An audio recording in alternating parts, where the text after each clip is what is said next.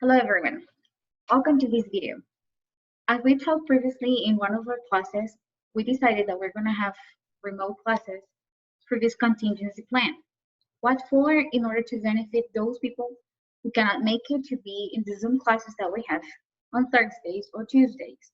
So from today on, we're going to have classes on Tuesday, and I'm going to have remote recordings of my classes so that you can watch them later at home. And you can do it patiently. You can have your notebooks with you, and you can also make notes on the handouts material and different things that I'm going to develop in the classes. To start today, I want to once again refresh your mind on some important concepts that we have already studied before. As you may have remembered by now, we have been studying concepts such as paragraph and paragraph parts, and we have also clarified what a topic sentence is, how to identify a topic sentence, and what we can do in order to write effective topic sentences. But today's class is going to focus on a little of a review that will mostly explain, once again, paragraph parts. And I want to wrap the whole session again, telling you what the topic sentence is, what the difference between the topic sentence and the titles is one more time. Also, we are going to have a little bit of filling in with those specific details that you might also find in the body sentences in your paragraph, because as you have already said through your videos and what you have already explained in the blog that you have created, your collaborative blog has different entries in which you have written different types of paragraphs. So we're going to have the differences between these old paragraphs that you have crafted and the differences that you might have in the details, which are the ones that will back up your topic sentence. And finally, we're going to recap a little about not only the definition, but the writing of a concluding sentence. So let us begin. I want to share with you the screen on the handout that I shared with you the other day. And I want you to please pay attention to those important goals that we have for this class. So we have 4 goals for the class. The first one is to structure a paragraph, to know what the structure of a paragraph is like. The second one is to identify and select topics. The third one is to read and write topic sentences that are effective. And finally, to think critically about your topic sentences. Why am I insisting on learning how to write the topic sentence, how to make details that are worth reading, and how to wrap up your paragraph with a good concluding sentence? Well, because your paragraph tells a lot. But if you don't have clear ideas, you may say a lot, but people won't understand you. So let's begin. The topic or the title for this paragraph, for this handout is Topics, Main Ideas, and Topic Sentences. Before we actually start seeing a little bit of this, once again, let me remind you on the concept. And we say that a paragraph is a group of related sentences that develop a main thought or idea about a single topic. The structure of a paragraph is not complex, it's the opposite, it's very simple. And we need to understand these in order to later understand essay topics and essay writing, which is the next topic we're going to study. There are usually, as I was telling you, 3 basic elements in a paragraph, and I know that you know it by heart. The topic sentence is one, the supporting details is the second one, and the concluding sentence. Here in the book, you're going to see that the writer presents a topic sentence, and supporting details. Why? Because as you saw in the other class with me, we have also paragraphs that have been taken from bigger things called articles, or sometimes compositions that make up as abstracts. And these extracts that we have already seen in class the other day might not be paragraphs like the ones we have already analyzed, but they also have 1 or 2 parts of a paragraph. Remember, for you to have effective paragraphs, you will always have a topic sentence, body sentences that develop your topic sentence, and finally a concluding sentence. As a writer, these paragraphs elements provide you with an easy to follow structure for expressing your ideas clearly and effectively. But you also have a reader point. As a reader, these same elements help you to know what to look for and ensure that you will understand and remember what you read. So it is very important that you pay attention to both writing and reading paragraphs. Why reading? Because as you have seen through all the process we have done so far, you write paragraphs. When you craft them, you present your first revisions. Then someone comes out to be your editor, and then that person starts reading what you already have written. And finally, when you're ready to publish it, you have gone through the process of first thinking of ideas, organizing all the ideas, and later writing your craft. Once someone has read your first draft, then that person has given you some revision. And through the revision you receive, you will be able to make corrections and to make adjustments. What for? For you to have a topic sentence, which is the main or controlling idea, to have details that describe, exemplify, or explain your topic sentence, which is the core of your paragraph, and finally, to have a concluding sentence that will conclude, not only end your paragraph. We saw an example in class, and we try to identify different, in different paragraphs, we identify topic sentences, body sentences, and concluding sentences. But we're not gonna do that here one more time. I wanna focus now on an example paragraph that I have here, and it's this one, where we have a paragraph that explains one idea. So I'm going to read it for you. And as I read the paragraph, I want you to think of that idea that is the most outstanding of the paragraph. What for? Because you know that the topic sentence introduces a paragraph in a general way. But those specific details that you have within the paragraph are called body sentences. And these body sentences will tell me what the paragraph is really about because it describes, as I was telling you, it provides the core because it gives facts, examples, or different ideas that will develop that idea that you're presenting at the beginning, and without announcing it directly or making it too predictable, you're going to develop. So keeping this in mind, let's read the first exercise. It says, locating the topic of a paragraph. You already know that the topic is the general subject of an entire paragraph. Every sentence in a paragraph in some way discusses or explains this topic. You already know that. To find the topic of a paragraph, ask yourself, what is the idea the author is discussing throughout the paragraph? Read the following paragraph with that question in mind. And as I read it, I want you to think of details that the writer is giving you. See if the main idea or the first idea that is highlighted in yellow is really the topic sentence. I want you to criticize somehow this author and think of what he or she did and start thinking of what probably will be the changes that you will make in this first idea to make it an effective topic sentence. And be ready to discuss it on Thursday, of course. And later, as we go through the details, I want you to see if the details really back up or develop the main topic. And at the very end, as I have told you before, I want you to identify if there is a concluding sentence and if the concluding sentence, if there is any, is effective or not. Let's read the paragraph. When PETA sends investigators with hidden cameras into KFC Supplier of the Year, Slaughterhouse in Moorefield, West Virginia, what they found was enough to make KFC choke on its own pink publicity stunts. Workers were caught on video stomping on chickens, kicking them and violently slamming them against floors and walls. Workers were also found ripping the animals' beaks off, twisting their heads off, spitting tobacco into their eyes and mouths, spray painting their faces, and squeezing their bodies so hard that the birds expelled feces, all while the chickens were still alive. That's a very cruel example.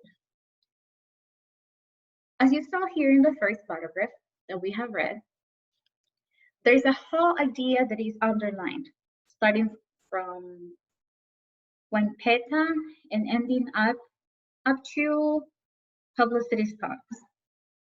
Does this idea presented by the author control the whole paragraph discussion? Think about it. If your answer is yes, you're right. Even though the sentence is a little bit long and it's kind of over-explained, that is a topic sentence for this paragraph. Why? Because the details that you see later give you a very vivid description of what the poor animals went through. So the topic sentence announces a problem in the culprit of this problem. So it is naming KFC as the ones that receive a supposed award for taking care of animal wildlife when they caused the death of many chickens.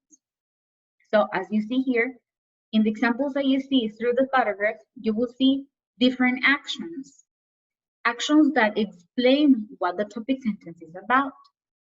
Though I wouldn't say that the paragraph is concluded. The paragraph is ended because there you have the most striking points where you say that the bodies, the bodies of the chickens were so badly treated that at the end they expelled feces while the chickens were still alive. As you may have recalled in one of the handouts that we previously studied, we saw examples of order of climax, remember? So this paragraph has order of climax in the sense of having the details listed one after the other and having the most impacting or shocking detail at the end. Still, the last idea that you see is not definitely a concluding sentence. There's no concluding sentence because the paragraph just ended. It ended with the most striking idea, leaving the reader hanging and thinking about what happened next, but not ending the paragraph properly, so it's ended but not concluded. And you see here a little bit of an explanation about it. In this example, the writer is discussing one topic, the mistreatment of chickens in KFC slaughterhouses. Throughout the paragraph, all the details you see, notice that the words related to mistreatment like stomping, kicking, slamming, twisting, spitting, and squeezing provide clues to the topic. And these clues do not have only the effect of just suggesting ideas. They are implying all the events that happen within the paragraph. Writers often repeat key words or use related words to discuss and emphasize the main point. What for? To give it more emphasis, as I was telling you. So we're tidying up this a little bit of with what we have already studied about emphasis or order of climax. But what happens when we want to actually find the main idea of it? And as I was telling you before, this was one of the aims of the first exam that we were going to have a little sample of what you do when you are reading a paragraph and identifying its parts. I'm going to read just a couple of these paragraphs because I know that you have already gone through this at home. And while I read it, I want you to pick one of the choices that you see listed above. There's A, B, C, and D, in which you probably have the main idea of the paragraph. Let's do a very quick mental exercise.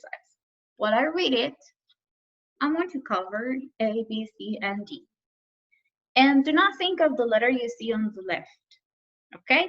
There's no letter there, so imagine it's not there.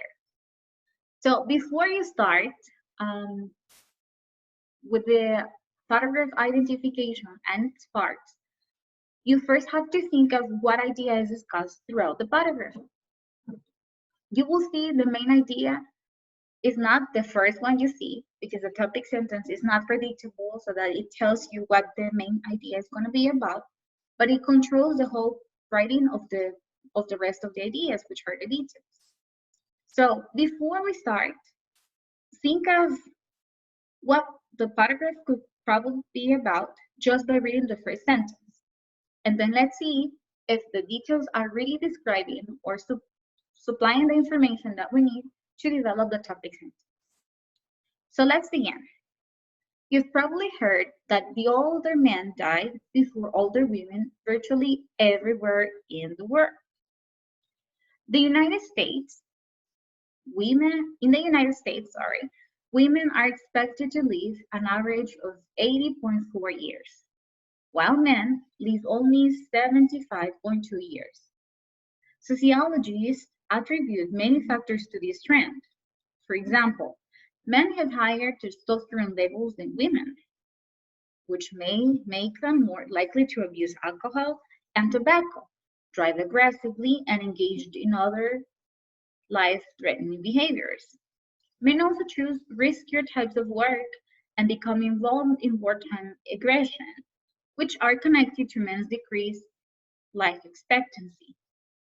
Studies also show that women are less likely to experience life-threatening illnesses and health problems than men are. What is the main idea of the paragraph? What is the paragraph about? I present you four options, so you choose one. The first one could be women's health, then men and risky behaviors. Then we have testosterone and age, and finally, men's life expectancy. What did the paragraph discuss? What did the writer imply through the examples he provided within the paragraph? If your answer was D, and it was obvious because it was listed there, you're right. The answer was D. Why? Because all the details that you see through the paragraph talk about men's life expectancy and why it is shorter than women's.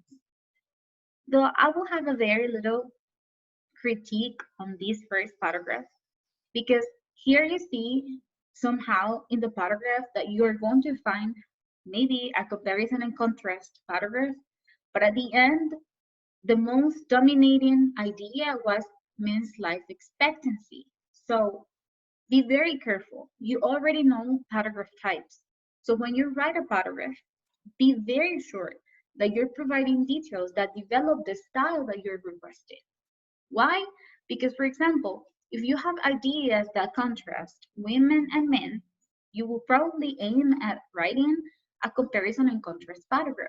But if you are exemplifying or illustrating, you're writing an illustrative paragraph. So be very careful because sometimes a topic sentence may suggest that you're going to discuss one thing, but when you see the details do not match what you have portrayed in your topic sentence. If we go back to the topic sentence, you're going to see you've probably heard that older men die before older women virtually everywhere in the world. Does it sound like comparison and contrast? It sounds to me. So you've got to be very careful because at the end, the writer focused just on men's life expectancy and not women's life expectancy. But if we had to choose a topic sentence, that would be the one. Here, I would say that you will need to be more specific and to focus more on men's life expectancy instead of comparing or contrasting that of women's, because later you don't talk about women. You didn't talk about women at the end. So I think it will be more likely to have an illustrative paragraph that is pure illustrative. Then we have another example. Second example is, many people look back to the 1950s as the golden age of the traditional family. But was it really? Teenage pregnancy rates were higher in the 1950s than they are today, although a higher proportion of teenage mothers were married primarily due to the shotgun weddings, a colloquialism that developed from the idea that many fathers of pregnant girls had to force, possibly with a weapon, a man to marry his daughter once she became pregnant. Many families were unable to survive the traumas of war and its aftermath, and the divorce rate rose from 1 in 6 in 1940 to 1 in 4 marriages in 1946. Although many families prospered in the years following World War II or Second, many others suffered from economic hardship. In 1948, Newsweek reported that most of the 27 million school children in the United States were badly in need of medical or dental care, while more than 900 children were malnourished. What is the topic of this paragraph? What is the main idea of it? A. teenage pregnancy rates. B, the effect of war on divorce. C, family problems in the 1950s. Or D, golden age. What is your choice? Is it letter C as I'm suggesting you? Very good. If it's letter C, you're right. Why? Because you are here describing family problems in the decade of 1950. You are providing examples that develop this idea. And here in the topic sentence, you're very specific and you're saying many people look back to the 1950s as the golden age of the traditional family. I will disagree with the last part of the sentence because you know that questions shouldn't be a topic sentence, right? Here you have other examples in paragraph 3, paragraph 4, paragraph 5, which you can do later at home. You have here more examples you can go through.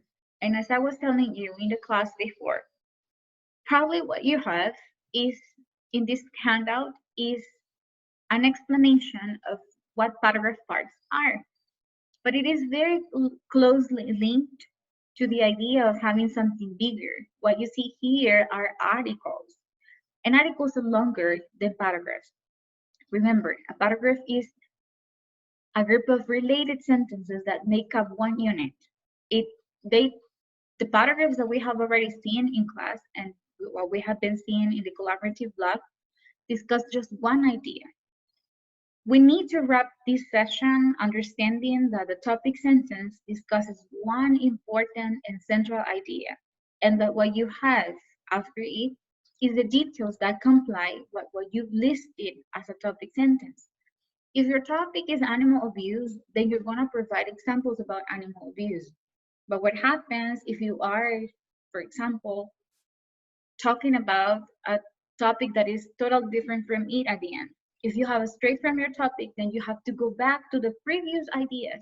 And once again, you have to make use of the steps that I taught you in class, in which you will go from this circling of ideas and you will go through the writing process in order to find out if probably your brainstorming took you somewhere else and strayed you from the topic, or if you need to go back to the details to see if you maybe have picked up on a different topic and you have totally forgotten about your topic sentence, which is the controlling idea.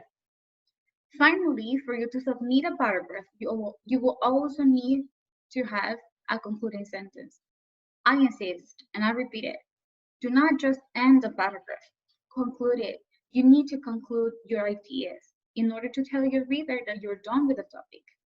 You will have plenty of room for you to write more in essay writing, because essay writing will deal with 5 different paragraphs to explain just one topic. But for paragraph writing, remember, we need to conclude the idea. We need to tell the reader it's all done. So you need to have a very last idea that will be very similar to the first one, in which you will say, this is what I have already discussed.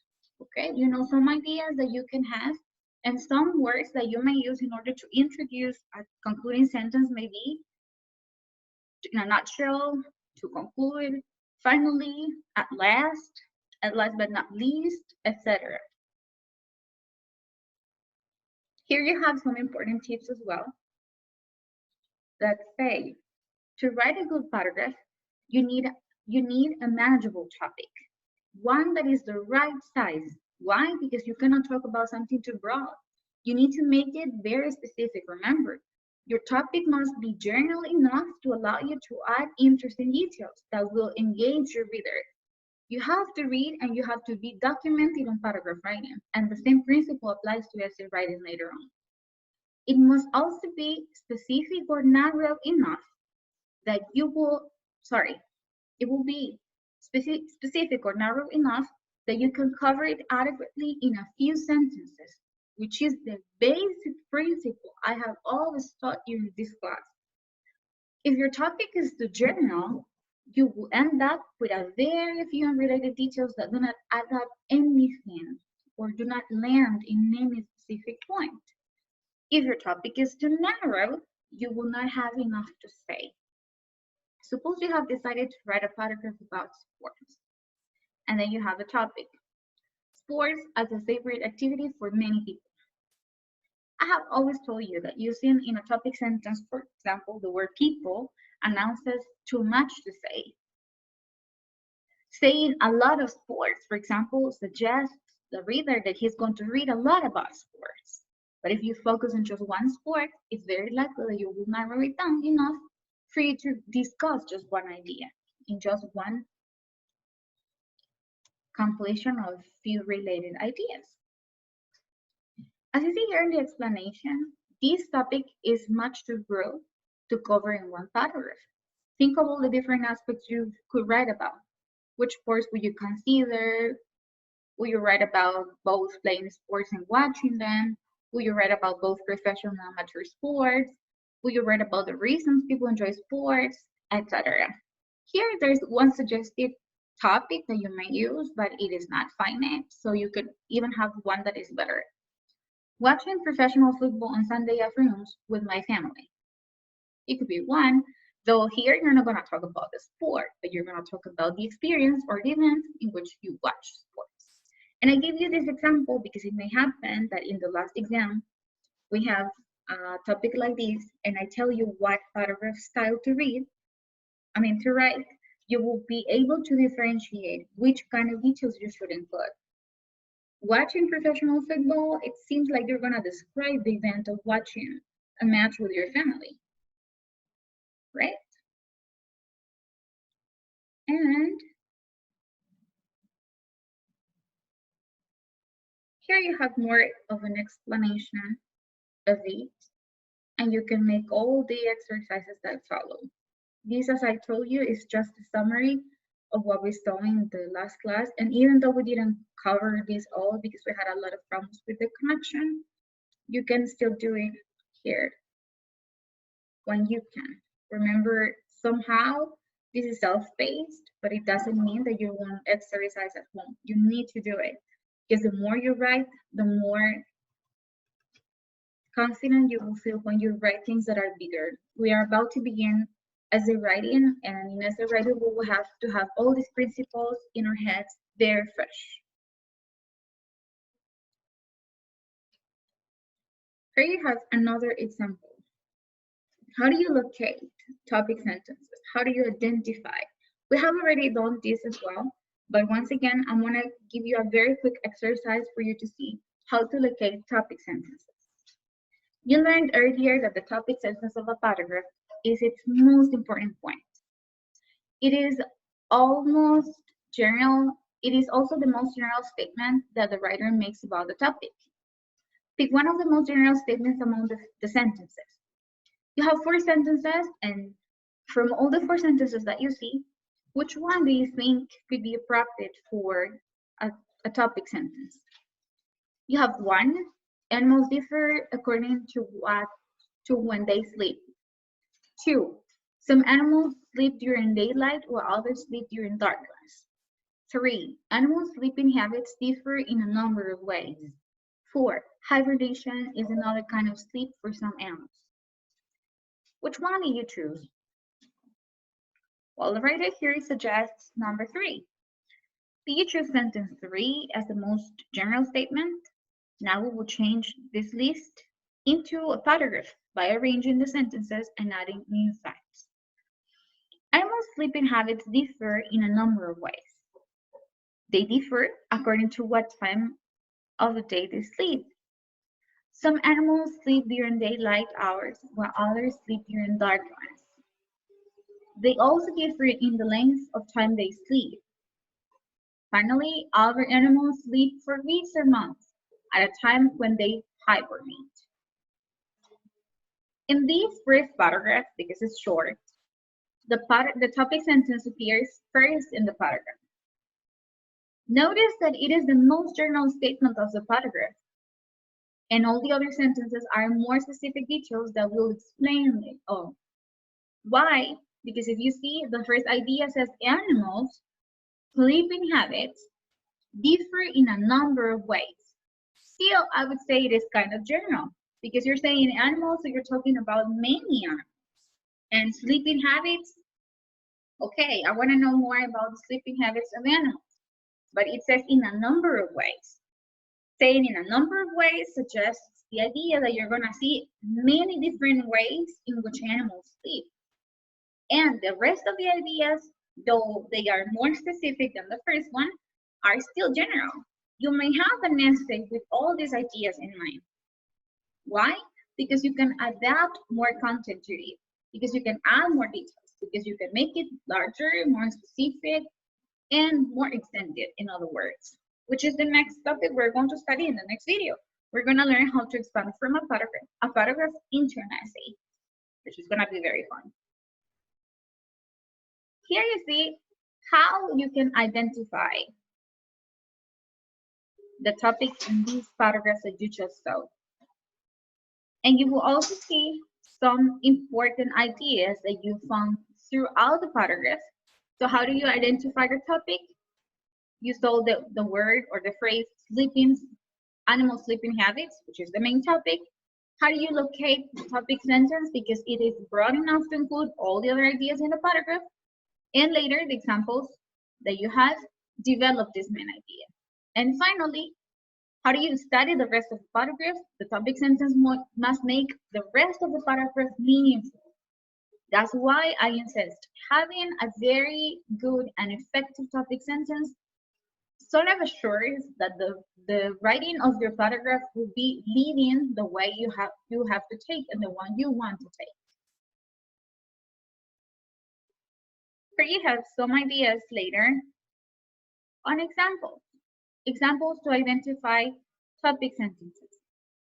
You have an example here on how to find a topic sentence and going as I was telling you. And this is deduction and induction. Some inductive learning is done here. Why? Because you start, as you see here in this picture, from general to specific. Here, this is one of the examples that I was going to include in the text. Here you see a paragraph that explains a topic, and here you see the first idea is a topic sentence. But as we have already seen before, topic sentences may be located at the beginning, in the middle, or at the end. But in my class, we have studied to locate it at the beginning. Why? Because you help your reader be focused from the very beginning. Let's see how this paragraph defines the term focus group. And he provides details about focus groups later on. Let's read the paragraph. A focus group is a small group, usually consisting of about 7 to 10 people who are brought together to discuss a subject of interest to the researcher. Focus groups are commonly used today in business and politics. That flashy slogan you heard for a political campaign of a new toothpaste was almost only tested in a focus group to gauge people's reactions. Social researchers may use a focus group to help design questions or instruments for quantitative research or to study the interactions among group members on a particular subject. In most cases, researchers ask predetermined questions, but the discussion is unstructured. Focus groups are a relatively cheap method of research and can be completely quick. They also allow for the flexible discussions and answers that are desirable in qualitative research. That was an example of how the first sentence can be a topic sentence. Why? Because the writer has discussed what a focus group is like. He gave examples. He provided reasoning to believe that this is the main idea of the paragraph. Now, let's check the second example. When we have the topic sentence at the end, here the author discusses water as a limited resource and concludes the water will become more limited throughout the first century. You see here the topic sentence goes till the end. How is that possible? Let's see the example. In the developing world, 1.1 billion people still lack access to safe drinking water. 2.6 billion do not have access to adequate sanitation services, and more than 1.6 million deaths each year are traced to waterborne diseases, mostly in children under 5. All too often in developing countries, water is mostly inaccessible to the poorest in society, while the wealthy have it piped into their homes. In addition, because of the infrastructure that is used to control water, whole seas are being lost. Rivers are running dry. Millions of people have been displaced to make room for reservoirs. Groundwater aquifers are being pumped down. Disputes over water have raised tensions from local to international levels. More general idea. Fresh water is a limited resource in many parts of the world and certain to become even more so as the 21st century unfolds. What you saw from the first idea to the last one, except for the very last idea, are examples that develop the last idea. So here you see the topic sentences placed at the end. But you can also have your topic sentence in the middle of the paragraph. How is that possible? You go from something specific and specific, and then you have a general idea in the middle of the sentence, but this general idea controls the whole paragraph. And then you see more details that are specific and specific there at the beginning and at the end of it. Let's check the example. In colonial days, huge flocks of snowy egrets inhabited the coastal wetlands and marshes of the southwestern United States. In the 1800s, when fashion dictated fancy hats adorned with feathers, egrets, and other birds were hunted for their plumage. By the late 1800s, egrets were almost extinct. In 1886, the newly formed National Unborn Society began a press campaign to fame feather wetters and end the practice. The campaign caught on and gradually attitudes changed. New laws followed. Government policies that protect animals from over-harvesting are essential to keep species from the brink of extinction.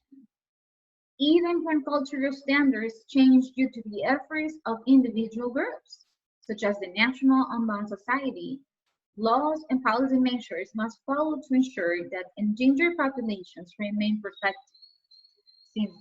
Since the 1800s, several important laws have been passed to protect for a wide variety of species. As you saw, you may find the topic sentence located whether at the beginning or at the end. There is a more twisted idea of having your topic sentence sort of cut out and having one piece at the beginning and one piece at the end, though I will never recommend you to use this approach because it is totally misleading so that you identify the main idea. Remember, you're writers, but you're also readers. And we readers want to know things quickly. And it doesn't mean that we're quick readers. It means that we need to be straight. And for us to be effective, we need to make our message be understood. And we need to make it clear. The more complicated and the more complex you make it, the more difficult it is to get to the point. Let's check the last example, and even though I will never suggest you to write something like this, we need to see it for you to see some of the approaches that some people follow when they write. This is the last example about the location of paragraph writing and the topic sentence. The National Cancer Institute, NCI, has taken a brute force approach to screen species for cancer-suppressing chemicals. NCI scientists receive frozen samples of organisms from around the world, chop them up, and separate them into a number of extracts, each probably containing hundreds of components. These extracts are tested against up to 60 different types of cancer cells for their efficiency in stopping or slowing growth of the cancer. Promising extracts are then further analyzed to determine their chemical nature, and chemicals in the extract are tested sanely to find the effective compound. This approach is often referred to as the Greenland and Feynman strategy. As you see here at the end, we don't have a concluding sentence. That's not a concluding sentence. That is a very choppy way of presenting the topic sentence, the main idea, cut up at the beginning and finalizing the paragraph. You know, paragraphs need to have a very good beginning, announcing the topic, but not in a very specific way. Finally, at the end, you present a concluding sentence that is very, very close to be the topic sentence. Why? Because they are very similar. You're just playing with words to make it very similar. Finally, you have some more examples where you can locate topic sentences. And you have examples so that you can identify them. I hope I didn't really ask you to submit this in separate pieces of paper or to the Drive account or anything, because I know that the exercises have been solved. But I will really, really beg you to read all the material so that you can take benefit from it. This is basically what we discussed in our last class. I really hope that these pieces of advice that you found here can help you. And they can help you not only write sentences, but identify its parts. The parts of the paragraphs that we have already written and we have already seen in class, but I know you have still questions about. Anyways, we're gonna see in our next video, and we're gonna see each other on Thursday through Zoom, and we're gonna talk a little bit about this. If you still have any questions, please read your handout again, solve the exercises, and if there is any question, don't have any doubt to ask me, okay? I'm here to help you, so I really hope, guys, you have understood the topic that I presented today. And as I told you, it's not really a presentation, it's just a summary of what we have studied, and it's a summary of what we saw in our last class. I really hope you stay safe, and I'll see you in class on Thursday and in our next video. Thank you so much for watching. Bye-bye.